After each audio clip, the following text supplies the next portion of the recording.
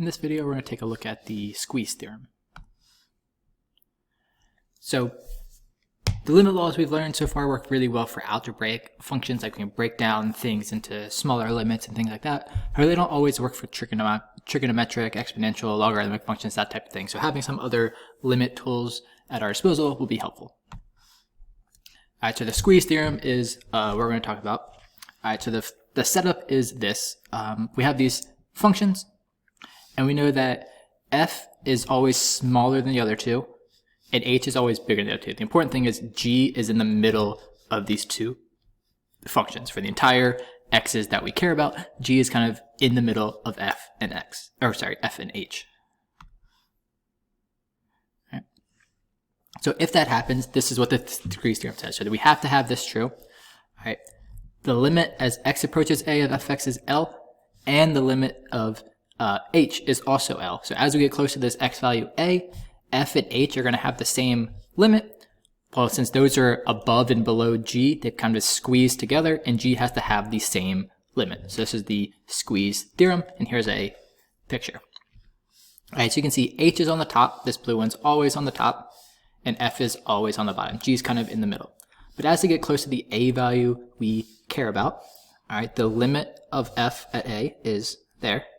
The limit at h at a is there.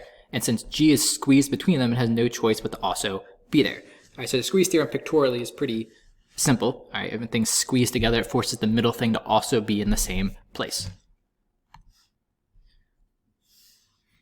And it's not very often that you have to use the Squeeze Theorem to evaluate a limit, but this is how it works. So the limit as x approaches 0 of x cosine of x. This happens a lot with trigonometric functions because I know cosine.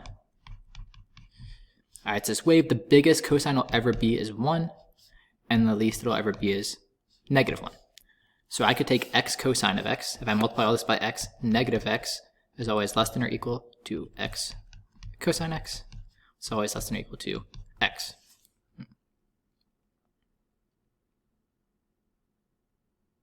Right, so by knowing that cosine is kind of capped at 1 and -1, I get these two functions which are going to kind of limit x cosine x.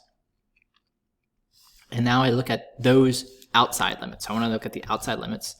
The limit as x approaches 0 of negative x, well, we know we can just plug that in and we get 0.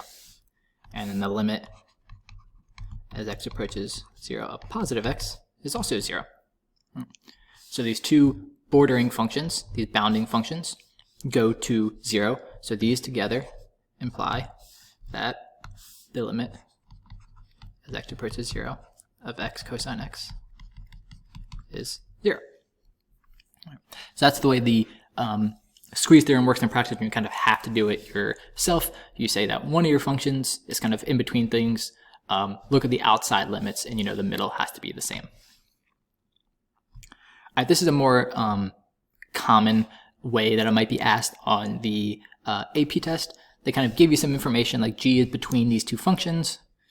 Chances are this would be like a multiple choice question, so it might not be worded like this, but like what would be a limit you could write for g of x? We know nothing about g of x other than it's between these two. All right? But we know we have this kind of line, and we have this parabola. Right? But when they squeeze together, g is in the middle.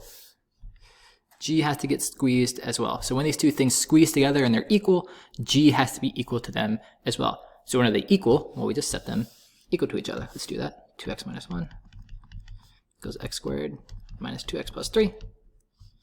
That is 0 equals x squared minus 4x minus 4.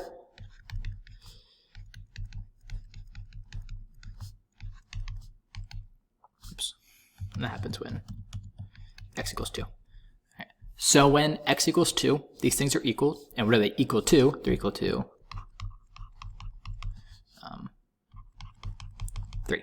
All right, so what can we say about g? We can say the limit as x approaches 2. So as x gets close to 2 of g of x, it has to be 3. Because on the left-hand side, that's squeezing to 3. On the right-hand side, that's squeezing to 3. And g has to be in the middle also at 3. So this is kind of the way you would see it on an AP test, probably, where you're not actually like making the bounds yourself and all that stuff, but you have to know how do you use the Squeeze Theorem to figure out something like this thing in green.